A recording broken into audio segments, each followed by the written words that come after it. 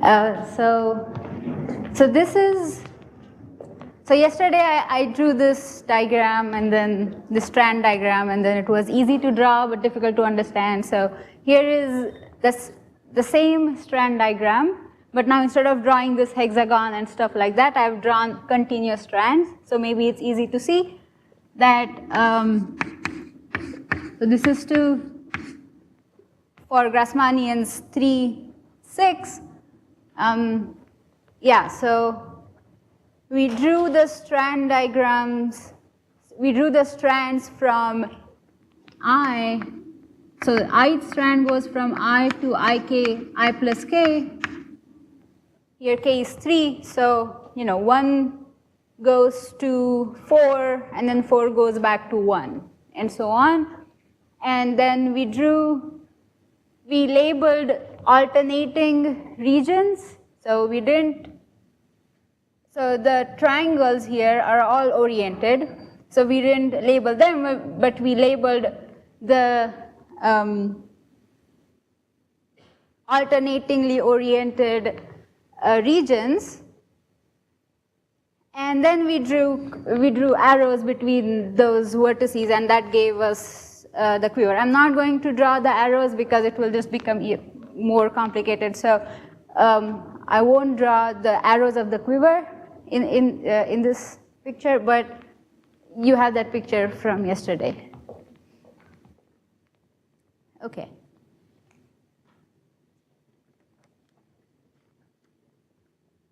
So here is, so I said something about mutation and then avoiding 2 cycles and stuff. So maybe I will do a smaller example where I can show you where 2 cycles can come up and how to avoid them. So suppose k is 2 and n is 4, then this strand diagram looks much simpler. So you only have 4 vertices on that circle.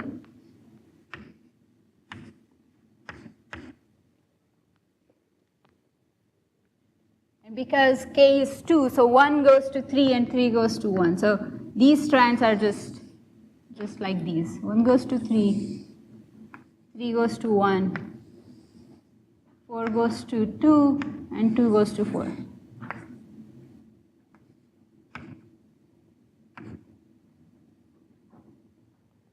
Okay, and we have one region who is alternatingly oriented. These triangles are oriented, or they should be. Okay, so this should be oriented down and this should be oriented up. Okay, so the middle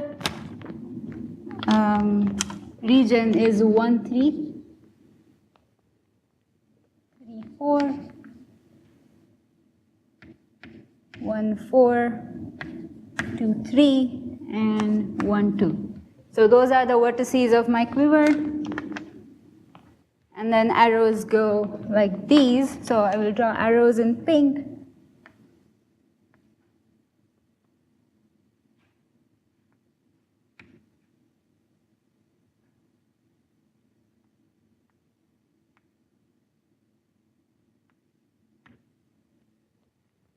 So the quiver looks like 1 mutable vertex in the middle and 4 frozen vertices. So the frozens, so I will denote by C frozens. I mean, we probably don't need the notation anymore after this, but just to name the set. So delta i's, as I said, if you are in the boundary regions, then you are frozen. So where I are the boundary alternating regions,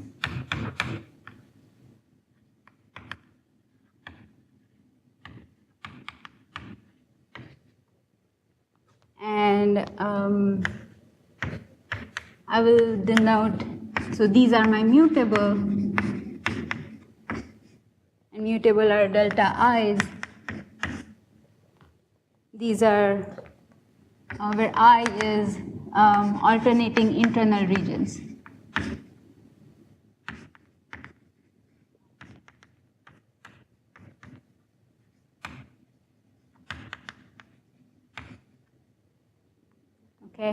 Okay, so what can happen is you have something silly like this.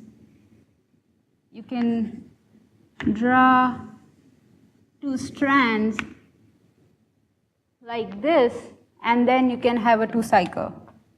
So you could have an arrow going up from here, an arrow going down from here, which creates a two-cycle, but then this is not a reduced strand diagram anyway. So if you get something like this, you just cancel the, in this case, you cancel the two-cycle.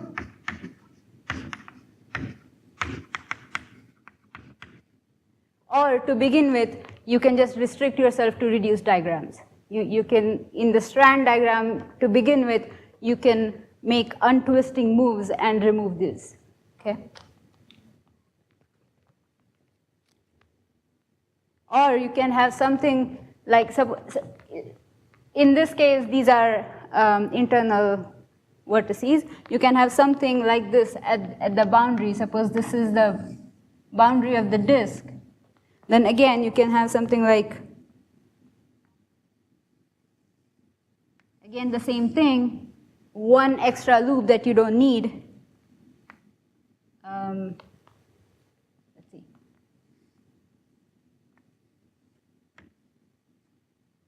Okay, and then because this is boundary, you already have an arrow going down here and an arrow going up here. But because this is a boundary arrow, there is something more that you cannot just cancel two-cycle because this is a boundary arrow, not internal arrow. So in this case, an easy way out, just to avoid the situation, to begin with, you do the untwisting move first and then draw a quiver. So to avoid this, start with a reduced diagram, a reduced strand diagram.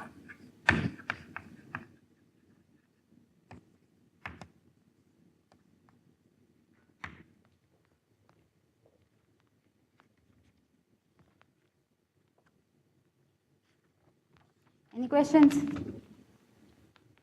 Okay, and then using these quivers from Postnikov diagrams, Scott proved, as I said, that the homogeneous coordinate ring on Grassmannians, remember our X was GER Kn, has a cluster structure.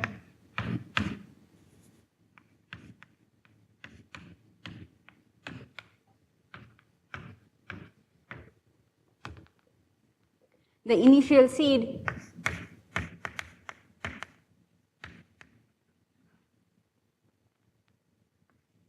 SD is given by some Kn strand diagram or Postnikov diagram.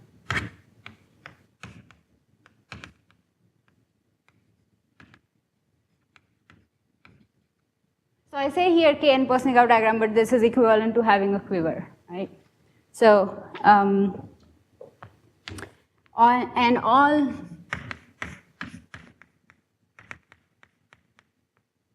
Fluker coordinates are cluster variables.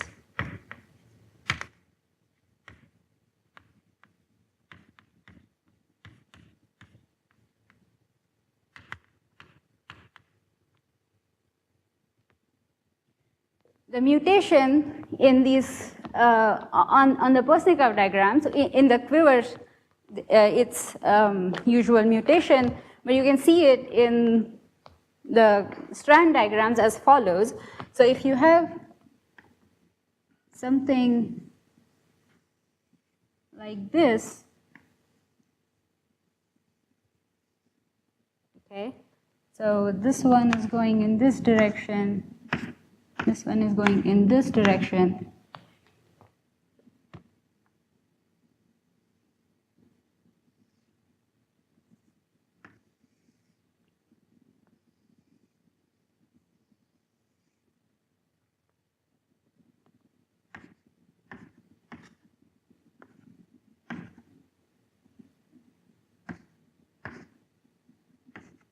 Okay, so if you have something like this in the diagram, this is in the strand diagram, then the mutation, which is called as geometric exchange in this for the string diagrams, geometric exchange,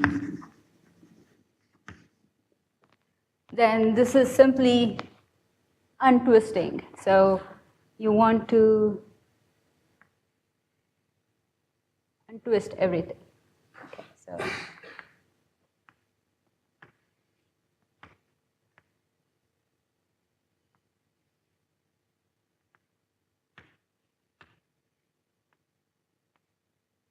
okay, so this is the mutation in the Postnikov diagrams. And if you write the right Plukar coordinates in the alternating regions, then you can see the exchange, the Plukar relations for Gur Kn. Okay.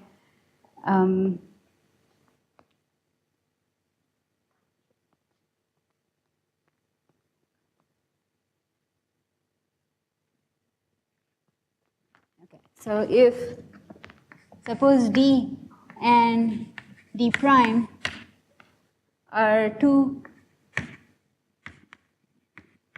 Kn Postnikov diagrams,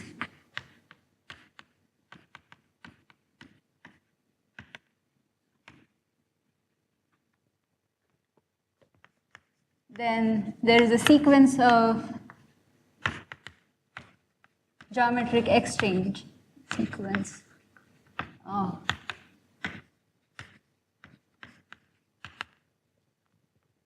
Geometric exchanges from D to D prime. Okay, so it's similar to mutational equivalence.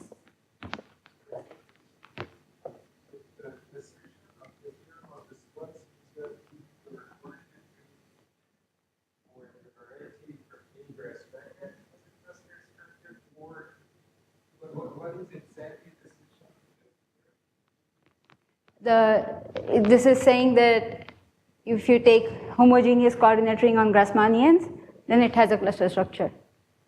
Is that what you asked?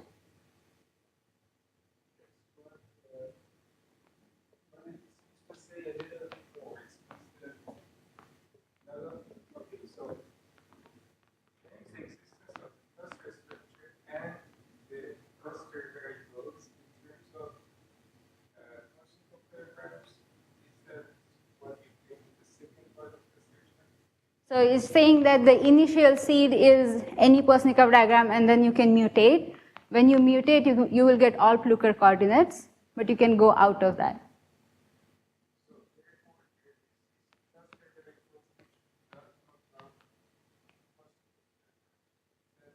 So yeah, I think that is because you cannot mutate at hexagon when you just look at the diagram, yes.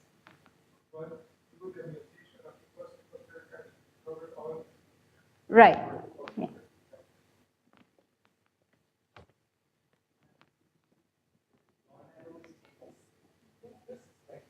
What's that?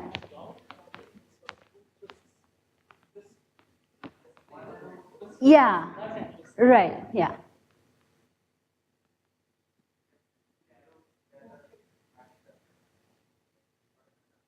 Oh, yeah.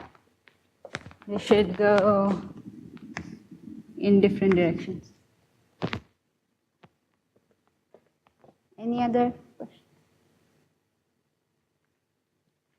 Okay. So.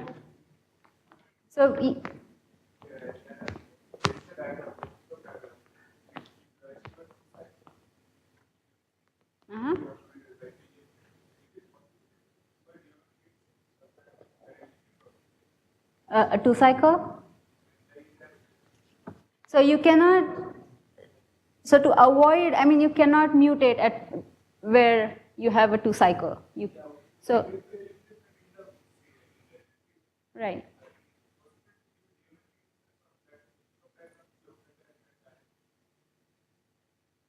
Is it, can you repeat that? By a geometric exchange. He's asking if there's a geometric exchange. No. Geometric exchange is mutation, and because it's mutation, you cannot mutate it when you have a 2-cycle. So there is no way of getting rid of 2 cycles using geometric exchange because it's mutation. Yeah.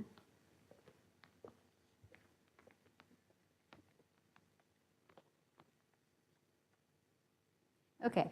So we saw that this is just a remark that we saw that GER 2n plus 3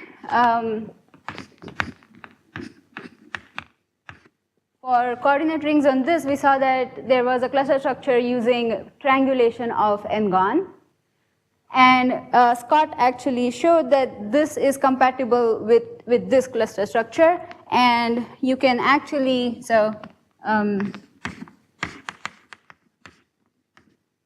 you can get a triangulation from a Strand diagram, and you can get, Strand diagram, and you can get a Strand diagram from a triangulation. So showed that there is a way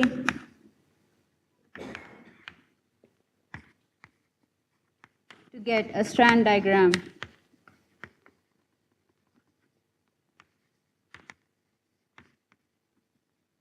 using a triangulation. I won't say what that is, but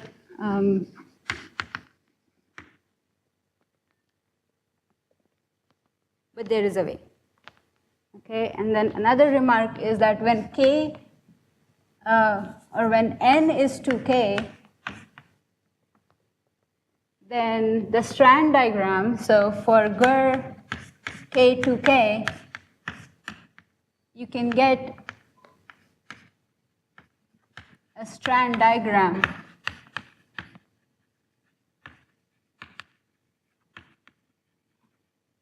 using something called double wiring diagrams or double wiring arrangements, if you know what that is.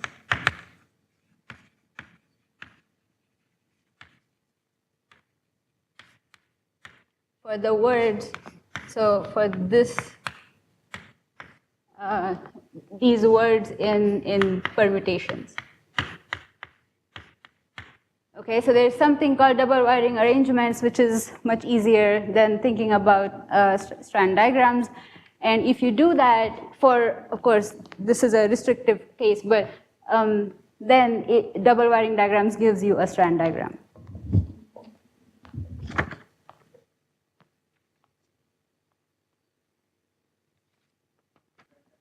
So double wiring diagrams are defined for reduced words permutations in Sn. Okay. Yeah. So double wiring diagram is or double wiring or single wiring diagrams is something for permutations, but because for GER k to k, it reduces to these two elements, these particular two elements.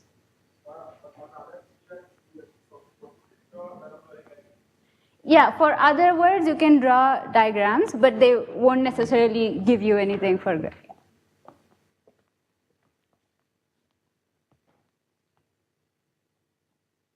Okay, so now I will talk a little bit about categorification of this cluster structure. I won't go into details. I won't define objects or category. I will just tell you what kind of categories they used.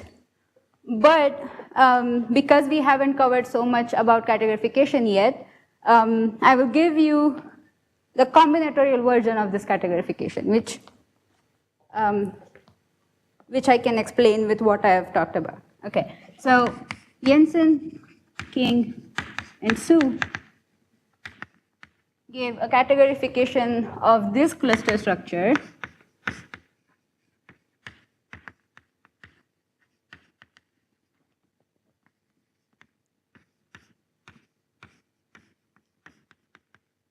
using,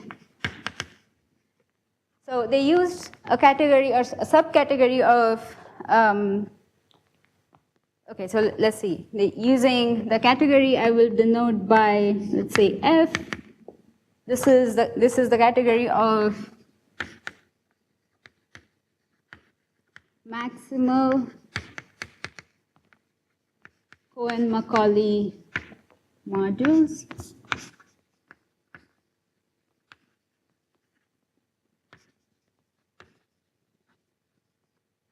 over B, where B is the following. So if you don't know what Cohen-Macaulay modules are, I won't tell you much about these.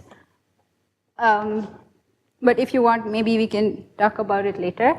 But what is B? So B is a pre-projective algebra with some relations. So it's this path algebra with relations xy equal to yx and x to the n minus k is y to the k, where Q is this quiver. So it has n vertices.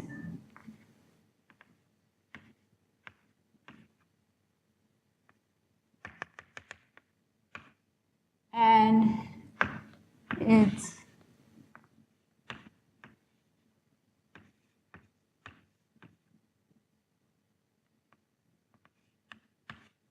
each vertex is joined by two arrows going either ways.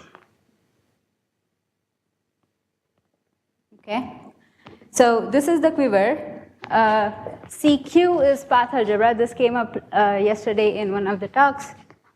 So CQ is the path algebra of Q.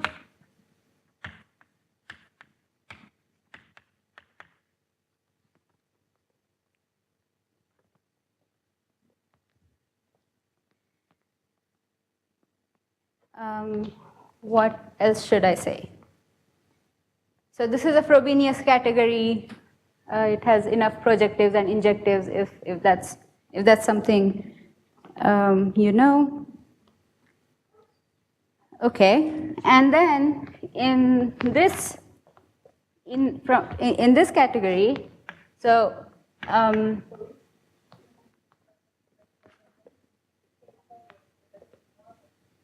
oh yeah, I did not. Sorry. So x is this and y is this arrow. Sorry. Okay. Right. So I mean, okay. So I will give. So these are x1, x2, x3, dot dot dot, up to xn minus 1 or xn.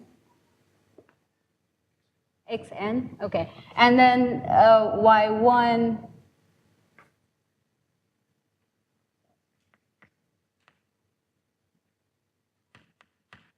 And so on, okay? So, and then this is just x, you know, you want to start here, and so this is equal to that. So that's what this means. And if you go k steps with x, and then you go y steps with y steps with n minus k, then these two are equal, or vice versa. Yeah? Is this clear? Yeah. Okay, so in this categorification, cluster variables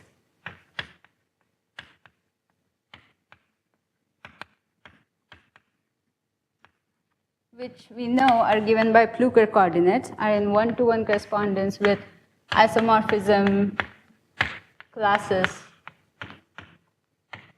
of rigid indecomposables.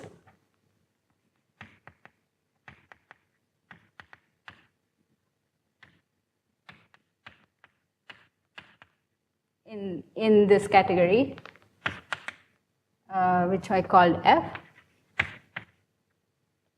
And extended clusters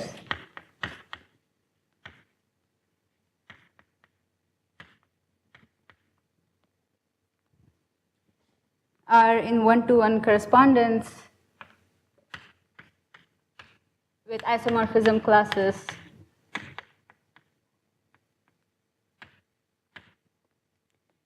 of cluster tilting objects. Now, what are these objects? Somebody will talk about these objects next week. They will define them. somebody will use them and they will define them, whoever talks first. So I'm not sure who will. But once you know, I cannot define them right now, it will take some work. So, but once you know what these are some special objects in the category where you assign them to these variables so that the mutation is, what's the word? Mutation is, it respects mutation, okay? This assignment respects mutation. So if you mutate at some seed and then you go through this assignment and then you do mutation here, you will do the same thing. You will get the same thing on the lower level too. Okay. So you go whichever way, you're getting the same object. Okay, so that's the categorification, which I didn't explain too much. But Baur, King, and Marsh gave a combinatorial version of this, or they described the endomorphism rings of these cluster tilting objects.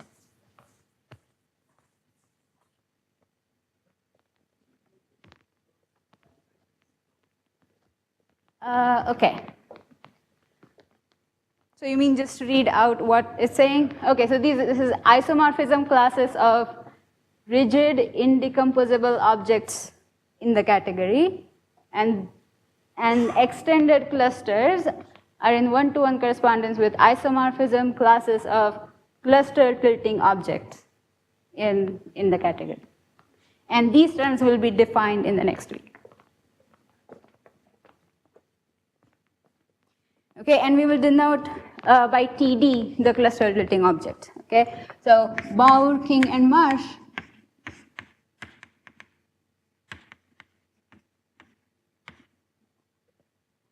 described the endomorphism rings of the cluster tilting objects using something called dimer models.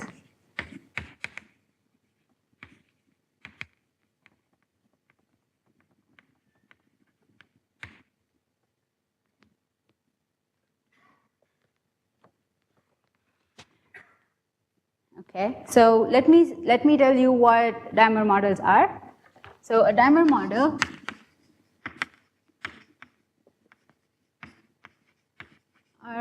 is a quiver embedded in a surface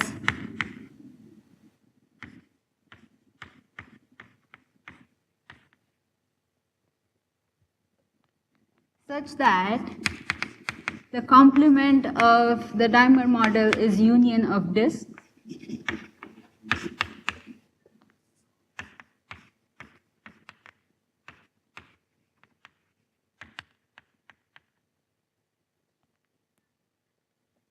Boundary of each such disk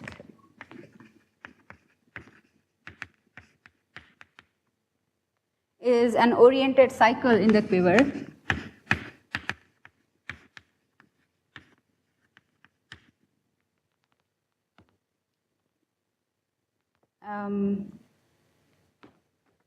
Let's call this Q maybe.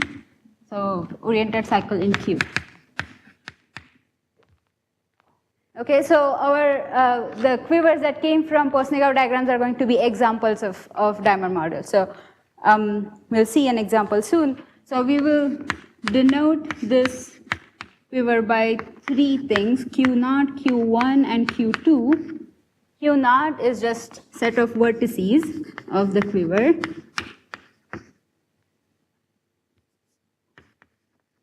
Q1 is the set of edges. And Q2 is faces. So we didn't have faces in the quiver before. But faces is exactly what you think they are. So just to give you an example, I need something bigger than GER2 4 in this example. So I will do GER2 5.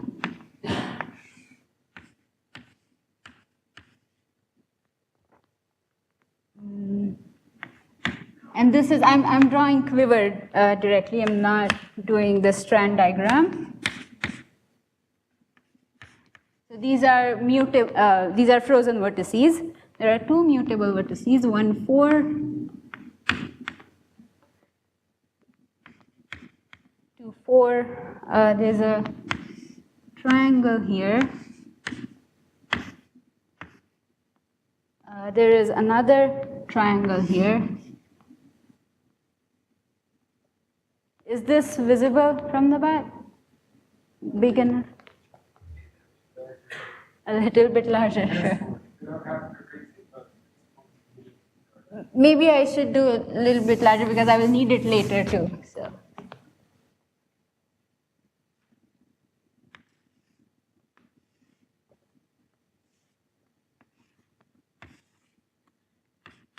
Okay, so 1, 5, 1, 2, 2, 3, 3, 4, 4, 5, 1, 4, and 2, 4.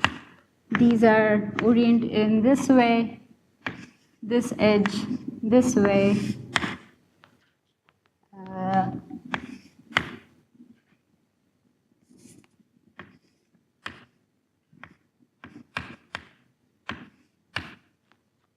Okay, here is a square.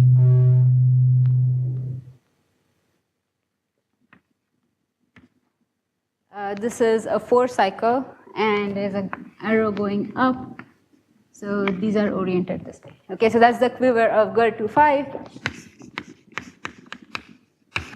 So faces are the inside of the cycle. Okay, and so you can see this is a dimer model because each disk, or the disk, so the edges divide this quiver into number of disks, and each boundary of each vertex is, each face is oriented.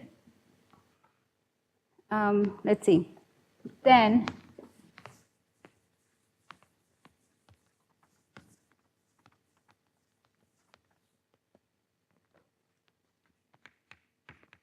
F plus be the anticlockwise oriented faces, such that this means boundary. So DABA, or the boundary of face F,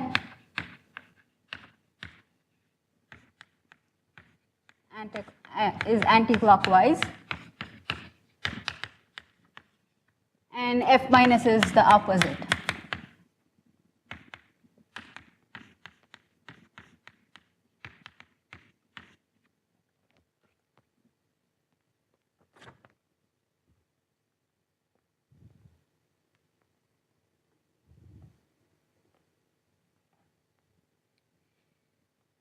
Okay, maybe I will just say that quivers, so quiver QD coming from a Postnikov diagram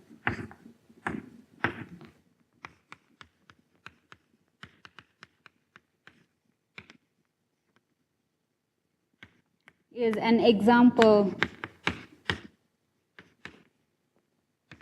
of dimer model.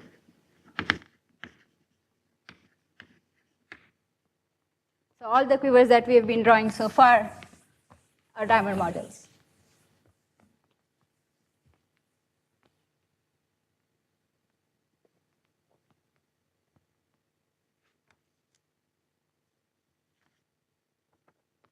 Okay, so for, is this okay? Any questions? Embedded in any surface. It could be torus, sphere, anything. But, okay, dimer models on a disk. So these quivers will be embedded on a disk. Okay, so for a dimer model,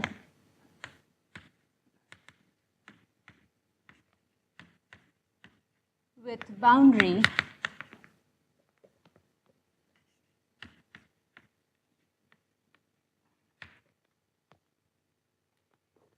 there is something called a dimer algebra. So we will define a dimer algebra.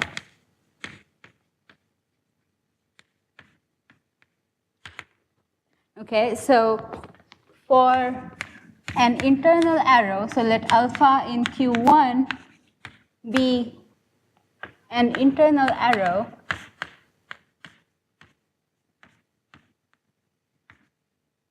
and so by internal arrow I mean something like 1, 4 to 2, 4. Okay, these are boundary arrows and these are internal, this is an internal arrow. So there are several meanings of internal arrows depending on what definition, who defines this. For us, internal arrows are strictly inside, whose both vertices are strictly are internal vertices. Okay. Then if alpha is an internal arrow, then there exists unique faces f plus and f minus,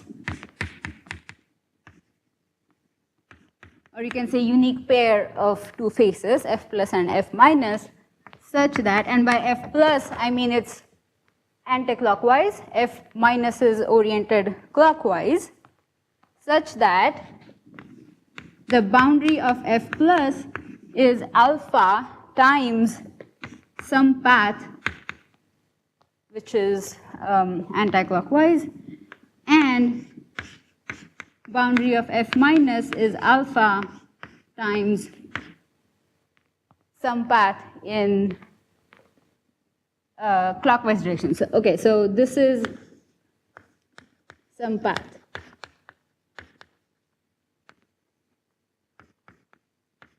I will show you in the example, it's easy to see. If my alpha 1 is this is my alpha 1 from 1, 4 to 2, 4. Then let's see, this is anti-clockwise, so this is my f plus. This face is f plus, and this is clockwise, so this face is minus f minus. So given an internal arrow, it belongs to exactly two faces. One of them will be anti-clockwise, one of them will be clockwise, and then the boundary of f plus can be written as alpha times this path, and boundary of f minus can be written as alpha times this path. Okay, so this is p alpha plus, and this is p alpha minus.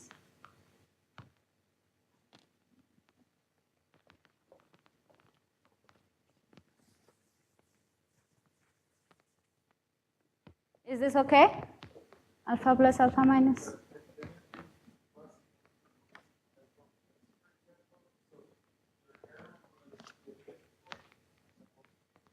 Yes.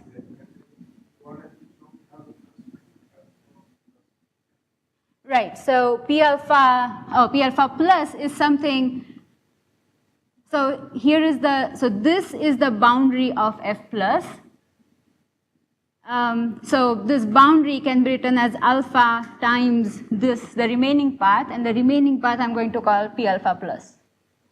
Similarly for minus.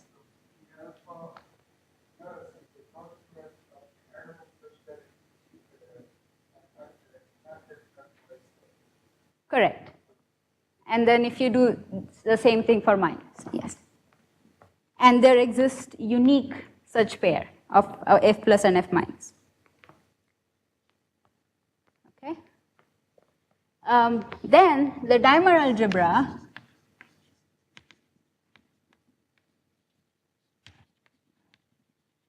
we'll call it AQ, is defined as follows. It's the path algebra quotient these relations. So you want to have P alpha plus is equal to P alpha minus for every internal arrow.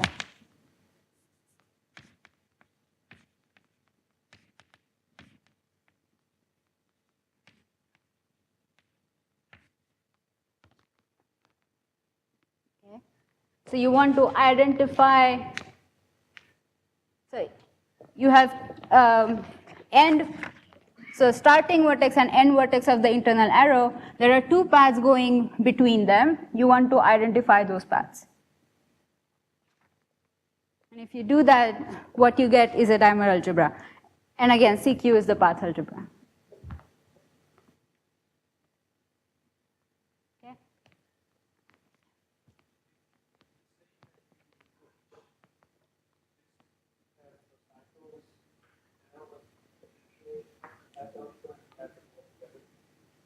Okay. Correct. And that's what I'm going to say next. Yeah, okay. So the theorem of Baur King-Marsh is that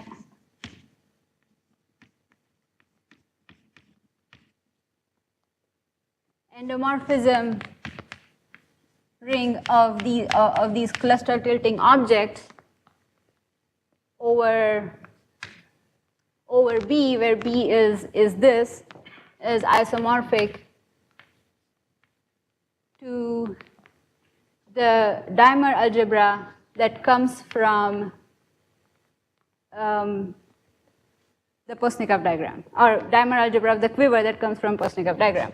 So D is the Kn Postnikov diagram.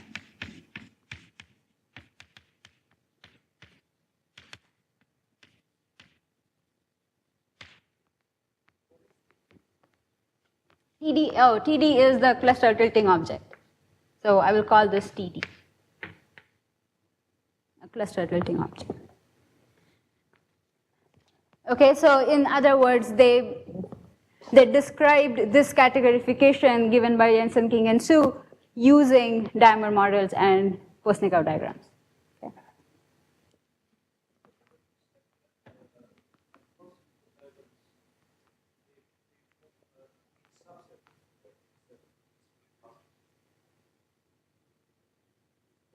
Yeah, maybe. I think, okay, so he's saying that you cannot get every cluster variable. Is that what he's saying? Or no, extended cluster.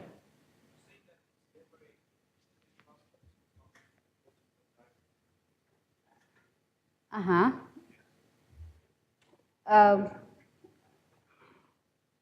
Sorry, can you repeat? Each Postnikov diagram gives you some seed, Right. You cannot get every seed by mutation in the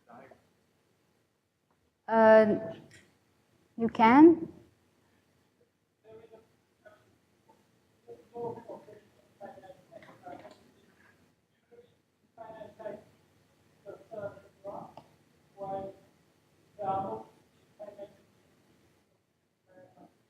Right.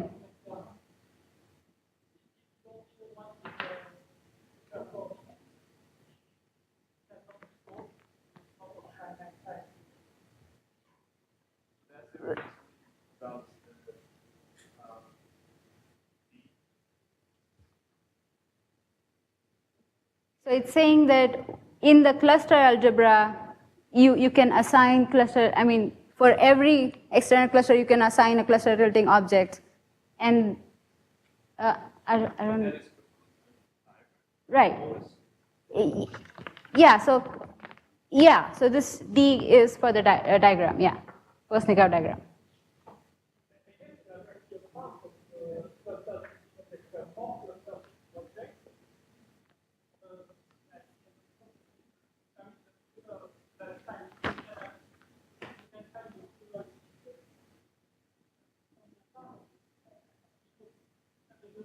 Yeah.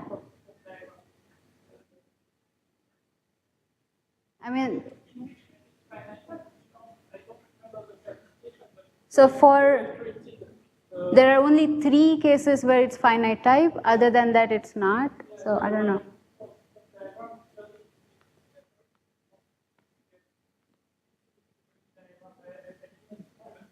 Yeah, no, there are finitely many. Yeah.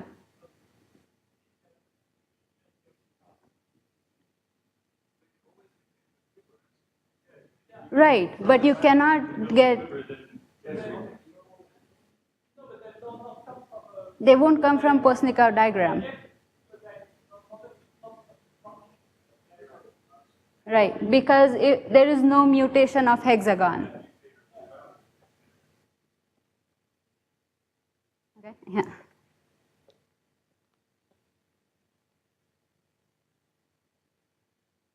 Where was I? Yeah, okay, so this is one of their main theorems in the paper. And then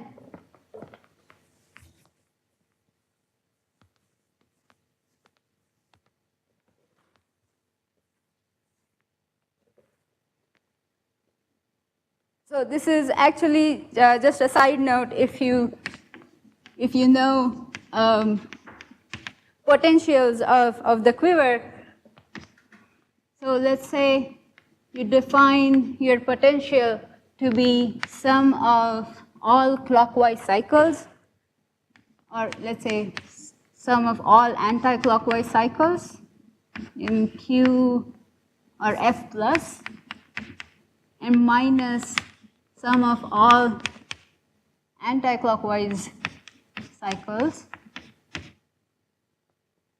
or the boundaries of the regions. This is sometimes called a superpotential. Then the dimer algebra is just the path algebra mod this relation, sum of delta f minus plus sum of, or plus minus sum of delta f minus.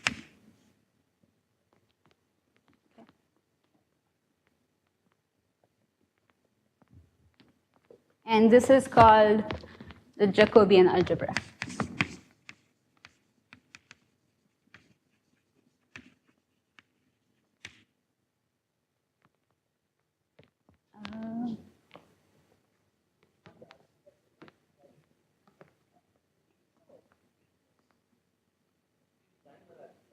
Right, and so the dimer algebra is equal to this Jacobian algebra when you define this with this potential.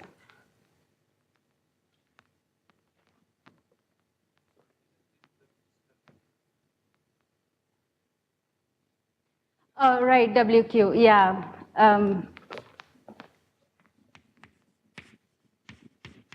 Yeah, that's what I meant. Sorry. Yeah, no, it is minus, but I somehow, yeah.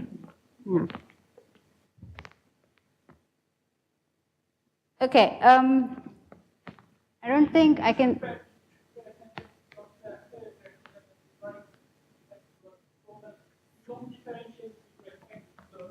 Outside, yeah, okay. This is.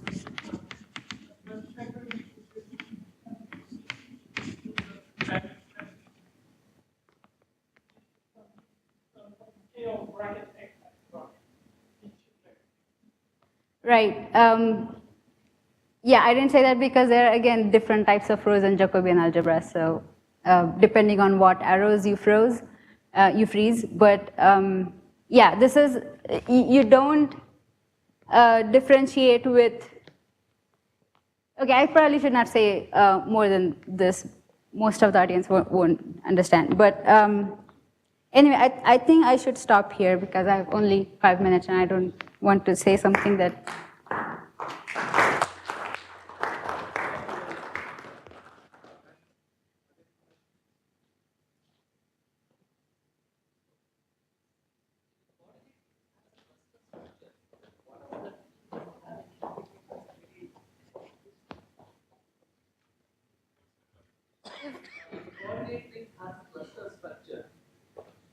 What are the implications? What does that mean?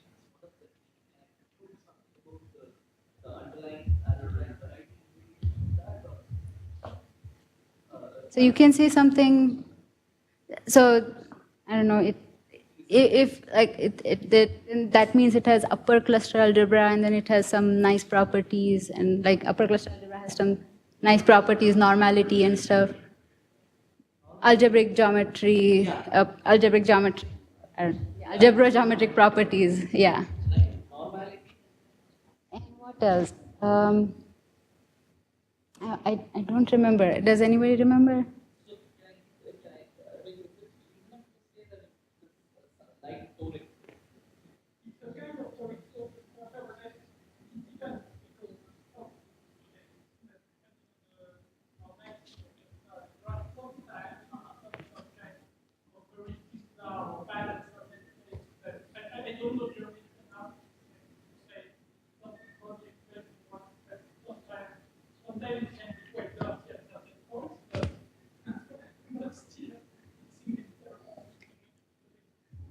I mean, some people also think that it's easier. So now that you have some cluster variables which can kind of say everything about the cluster algebra, so those variables can say much more about those finite many, or these relations can say something about the cluster algebra, which will probably give you something more about the variety and stuff like that.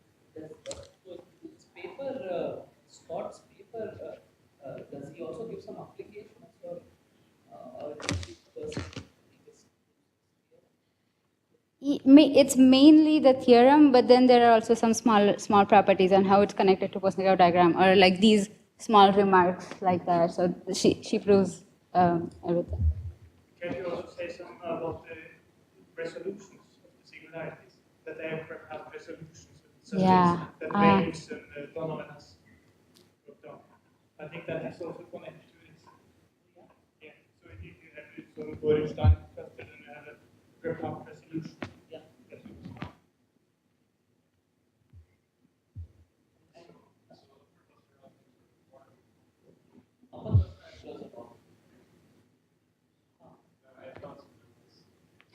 But other than that, for the variety, I mean, there are various intrinsic invariants like Cordillera dimension, so on. I mean, there is classification, algebraic variety, things like that. So I guess this would be it's very special, right? The variety only will not use general type. No, absolutely. Okay, are there any more questions? Okay, if not, let's thank the speaker again. Thank you very much.